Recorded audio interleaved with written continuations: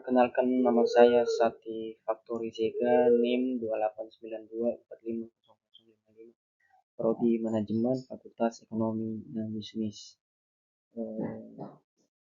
Yang saya hormati Bapak dosen Dr. Sugeng Prayitno MM sebagai dosen pengampu aspek hukum dalam bisnis, dan yang saya banggakan teman-teman sekalian Prodi Manajemen, Fakultas Ekonomi dan Bisnis.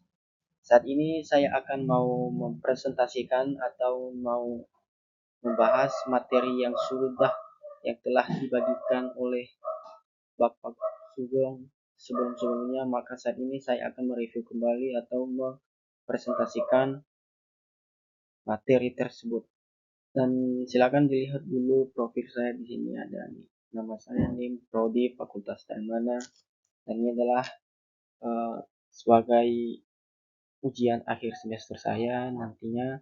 Semoga diberikan nilai yang bagus oleh Bapak dosen. Terima kasih, Pak. Oke, lanjut, kita mau masuk ke dalam materinya, yaitu pembahasan. Pembahasan yaitu ada hak kekayaan intelektual. Hak kekayaan intelektual yaitu kita masuk di pendahuluan dulu. Dalam era globalisasi, maka suatu perjanjian yang dibuat oleh para pelaku usaha pasti memuat ketentuan tarif dan perdagangan. Dalam perkembangan, ternyata melebar pada hal-hal yang mencakup aspek dagang dan hak kekayaan intelektual atau haki.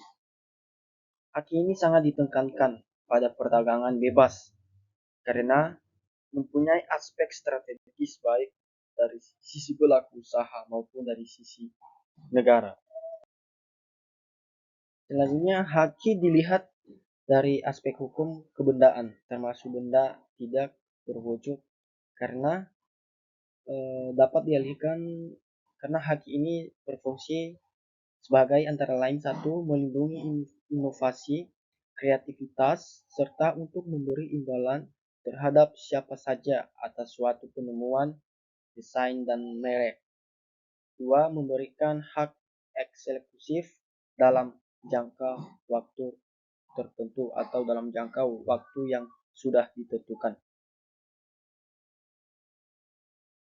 Berdasarkan The TRIPS Agreement, yaitu perjanjian internasional tentang aspek perdagangan dari haki ini, maka haki ini terdiri dari 8, yaitu 1, hak cipta dan hak terkait, 2, merek dagang, 3, indikasi geografis, 4, desain industri, 5, paten, 6, tata letak atau topografi sirkuit terpadu, 7, perlindungan informasi rahasia, 8, kontrol terhadap persaingan usaha tidak sehat dalam perjanjian liaison.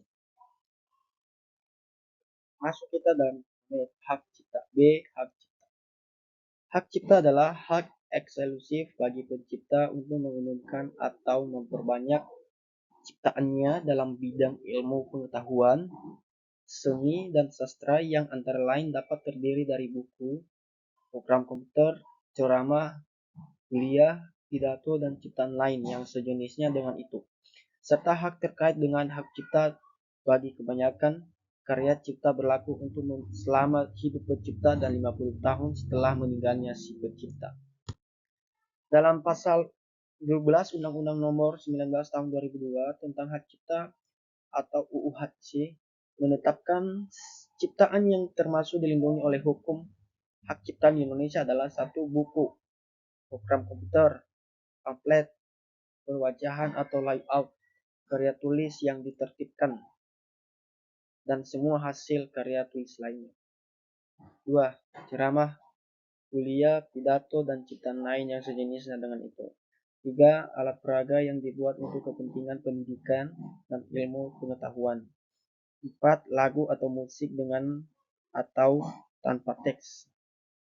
5, drama atau drama musikal, tari, koreografi, pewayangan, dan pantomim. 6, seni rupa dalam bentuk seperti seni lukis, gambar, seni ukir, seni kaligrafi, seni pahat, seni patung, kolase, dan seni terapan. 7. Arsitektur. 8. Peta. 9. Seni batik. 10. Fotografi. 11. Terjemahan, tafsir, saduran, bunga rampai, database, dan karya lain dari hasil pengalih wujudan. Selanjutnya kita masuk dalam merek, yaitu hak atas merek adalah hak khusus yang diberikan pemerintah kepada pemilik merek untuk menggunakan merek tersebut atau memberikan izin untuk menggunakannya kepada orang lain. Dalam hal ini, merek harus didaftarkan terlebih dahulu di dalam daftar umum merek. Merek adalah suatu atau gambar atau nama atau logo yang dapat digunakan untuk mengidentifikasi suatu produk yang atau perusahaan di pasaran. Para pelaku usaha selalu berupaya untuk mencegah orang lain menggunakan merek mereka, karena mereka mencerminkan ada reputasi tersebut dengan merek yang telah digunakan perusahaan selama ini, yang tentunya membutuhkan pengorbanan waktu, tenaga, dan uang. Menurut Undang-Undang Merek Indonesia ada beberapa hal yang tidak dapat didaftarkan sebagai merek, yaitu: 1. Merek yang permohonannya diajukan atas dasar itikat tidak baik, ada di pasal 4. 2. Merek yang bertentangan dengan moral, perundangan, dan ketertiban umum, ada juga di pasal 5A. Merek yang tidak memiliki daya pembeda, pasal 5B. Tanda-tanda yang telah menjadi milik umum, pasal 5C. Mereka yang semata-mata menyampaikan keterangan yang berhubungan dengan merek, barang, atau jasa, ada di pasal 5D. Merek harus dihadapkan dengan etikat baik, karena kalau kita daftarkan secara tidak baik, maka ini merek tidak dianggap sah atau bisa dikatakan adalah legal. Merek harus didaftarkan dengan etikat baik. Oleh karenanya, seorang pengusaha yang ingin mendaftar sebuah merek yang disadarinya bahwa sebagai merek online atau serupa dengan merek orang lain, maka merek tersebut tidak dapat didaftarkan. Persyaratan itikat baik-baik juga berarti bahwa untuk dapat didaftarkan, sebuah merek harus digunakan atau dimaksudkan untuk digunakan dalam perdagangan barang dan jasa. 1. Pendaftaran merek. 2. Jangka waktu pelindungan. 3. Pengalihan merek. 4. Lisensi merek. Bagian D yaitu paten. Menurut Undang-Undang Nomor 14 Tahun 2001 tentang paten, yang dimaksud dengan paten adalah hak eksklusif yang diberikan oleh negara kepada inventor atas hasil invensinya di bidang teknologi, yang untuk selama waktu tertentu melaksanakan invensinya tersebut atau memberikan persetujuan kepada pihak lain untuk melaksanakannya. Paten memberikan inventor hak eksklusif untuk mengeksploitasi invensinya secara komersial selama waktu tertentu, dan oleh karenanya paten juga memberikan hak kepada inventaris yang melarang pihak lain membuat, menggunakan, dan menyelenggarakan invensi yang telah dilindungi paten tanpa persetujuan pemegang paten. Bagian E, desain industri.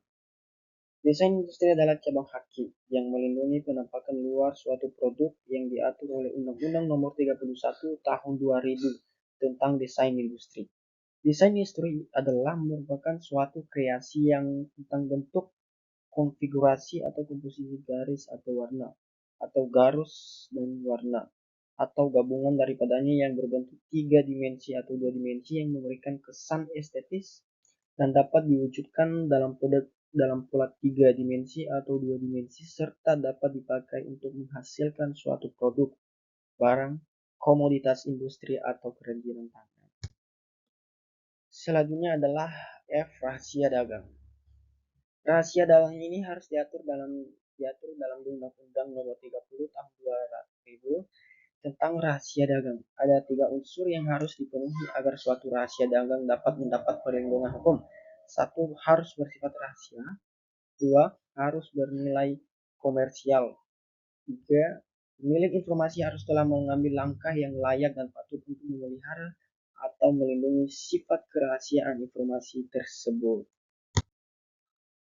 Jadi Bapak dan teman-teman sekalian, materi yang kita bahas hari ini adalah tentang haki Jadi inilah penjelasan tentang haki dalam aspek hukum dalam bisnis. Maka semuanya itu jika kita membangun atau membentuk suatu usaha itu harus, atau membentuk suatu toko, kantor, harus ada yang namanya hukum. Karena kalau tidak ada hukum, maka usaha dan sesuatu bisnis yang kita buat itu dianggap secara ilegal, makanya itu atau bisa dikatakan itu tidak sah. Jadi eh, Bapak dan teman-teman sekalian, ini wajib kita terapkan dalam setiap eh, bisnis yang sudah, atau yang kalau misalnya kita melakukan, mau bikin suatu bisnis itu harus kita juga harus perlu memberikan hukum sesuai yang berlaku.